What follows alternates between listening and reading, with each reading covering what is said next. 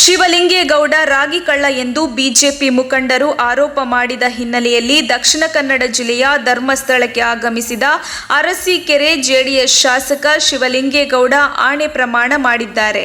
ಶಿವಲಿಂಗೇಗೌಡ ರಾಗಿ ಕಳ್ಳ ಎಂದು ಬಿಜೆಪಿ ಮುಖಂಡರು ಆರೋಪ ಮಾಡಿದ್ದರು. ಈ ಆರೋಪಕ್ಕೆ ಧರ್ಮಸ್ಥಳ ದೇವಸ್ಥಾನದಲ್ಲಿ ಆಣೆ ಪ್ರಮಾಣ ಮಾಡುವುದಾಗಿ ಶಿವಲಿಂಗೇಗೌಡ ಹೇಳಿಕೆ ನೀಡಿದ್ದರು. ಅದರಂತೆ ಧರ್ಮಸ್ಥಳಕ್ಕೆ ಆಗಮಿಸಿದ ಅವರು ನೇತ್ರಾವತಿ ಸ್ನಾನಘಟ್ಟದಲ್ಲಿ ಸ್ನಾನ ಮಾಡಿದ ನಂತರ ಡಾಕ್ಟರ್ ವೀರೇಂದ್ರ ಹೆಗ್ಗಡೆ ಭೇಟಿ ಮಾಡಿದರು. ಬಳಿಕ ಶ್ರೀ ಮಂಜುನಾಥನ ಮುಂದೆ ಆಣೆ ಪ್ರಮಾಣ ಮಾಡಿದರು. ಈ ವೇಳೆ ಶಾಸಕ ಶಿವಲಿಂಗೇಗೌಡರ ಜೊತೆಗೆ 100ಕ್ಕೂ ಅಧಿಕ ಬೆಂಬಲಿಗರು ಜೊತೆಗಿದ್ದರು. ಧರ್ಮಸ್ಥಳಕ್ಕೆ ವಿಶೇಷತೆಯಿಂದ ಬಂದಿದ್ದೀವಿ. ಒಂದು ಹರಕೆ ಇತ್ತು, ಒಂದು ಮಾತಿತ್ತು. ಒಂದು ನನ್ನನ್ನು ಅನ್ಯ ಪಕ್ಷದವರು, ನಮ್ಮ BJP ಪ್ರಧಾನ ಕಾರ್ಯದರ್ಶಿ ರವಿಕುಮಾರ್ ಅನ್ನೋರು ನನ್ನನ್ನು ರಾಗಿ ಕದ್ದಿರ್ತಕ್ಕಂಥ ಕಳ್ಳ ಅಂಥೇಳಿ ಸಂಬೋಧನೆ ಮಾಡಿದರು. ಅದಕ್ಕೆ ನಾನು ಅವರನ್ನು ಧರ್ಮಸ್ಥಳಕ್ಕೆ ನೀವು ಸತ್ಯ ಮಾಡಿ ಅಂತೇಳಿ ಕರೆದಿದ್ದೆ. ಅವರು ಬಂದಿಲ್ಲ. ನಾನು ಇವತ್ತು ಸತ್ಯ ಮಾಡೋದಕ್ಕೆ ಒಂದೇ ಒಂದು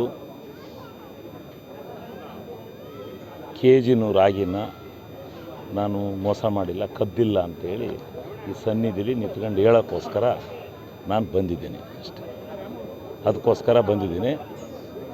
ಮತ್ತು ನಮ್ಮ ಕ್ಷೇತ್ರದಲ್ಲಿ ಇತ್ತೀಚೆಗೆ ಶಾಂತಿ ನೆಮ್ಮದಿ ಅನ್ನೋದು ಹಾಳಾಗ್ತಾಯಿದೆ. ಭಾಳ ಸಂಘರ್ಷಗಳು ಜಾಸ್ತಿ ಆಗ್ತಾಯಿದೆ. ಅದಕ್ಕೆಲ್ಲ ಭಗವಂತನನ್ನು ಬೇಡ್ತಾ ಇದ್ದೀನಿ. ಸಂಘರ್ಷ ಬೇಡ, ನ್ಯಾಯಯುತವಾಗಿ ಧರ್ಮವಾಗಿ ಇವತ್ತು ವ್ಯವಸ್ಥಿತವಾಗಿ ಕ್ಷೇತ್ರದಲ್ಲಿ ನೆಮ್ಮದಿ ಬರಲಿ ಅಂತೇಳಿ ಆ ಭಗವಂತನ ಪ್ರಾರ್ಥನೆ ಮಾಡೋ ಉದ್ದೇಶ ಒಂದು. ಎರಡನೇದು, ನನ್ನನ್ನೇನವತ್ತು ಸಾರ್ವಜನಿಕ ಸಭೆಯಲ್ಲಿ ನನ್ನನ್ನು ರಾಗಿ ಕದ್ದಿರ್ತಕ್ಕಂಥ ಕಳ್ಳ ಅಂತೇಳಿ ಸಂಬೋಧನೆ ಮಾಡಿದರು. ಅದಕ್ಕೆ ನಾನು ಯಾವುದೇ ರಾಗಿನ ಕದ್ದಿಲ್ಲ ಅಂತೇಳಿ ಈ ಸಾನ್ನಿಧ್ಯದಲ್ಲಿ ನಾನು ನಾಫೆಡ್ಗೆ ಯಾವುದೇ 1 kg ರಾಗಿನೂ ನಾನು ಬಿಟ್ಟಿಲ್ಲ.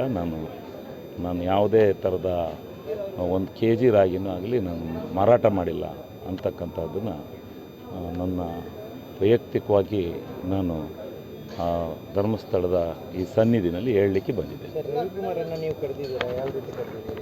ನಾವು ರವಿಕುಮಾರ್ ಅವ್ರಿಗೆ ಹೇಳಿದ್ದೆವು, ನಾನು ಧರ್ಮಸ್ಥಳಕ್ಕೆ ಹೋಗಿ ಪ್ರಮಾಣ ಮಾಡೋಕ್ಕೆ ಸಿದ್ಧ ಇದ್ದೀನಿ, ಬನ್ನಿ ಅಂತ. ಇವತ್ತೆಲ್ಲ ನಾನು ಅವತ್ತೇ, ನೀವು ಯಾವತ್ತಾದರೂ ಹೋಗಿ ಸತ್ಯ ಮಾಡಿ ನೀವು ಹೇಳಿದ ಇದಕ್ಕೆ ನಾನು ಗುರಿ ಆಗ್ತೀನಿ ಅಂತೇಳಿ ಹೇಳಿದ್ದೆ. ಅವರು ಇದುವರೆಗೂ ಬಂದು ಮಾಡಲಿಲ್ಲ. ಅದರಿಂದ ನಾವೇ ಅವ್ರು ಮಾಡ್ತಾರೋ ಬಿಡ್ತಾರೋ ನಾವೇ ಪರಮಾತ್ಮನ ಸಾನ್ನಿಧ್ಯದಲ್ಲಿ ಈ ಪದವನ್ನು ಉಪಯೋಗಿಸಿ ನಾನು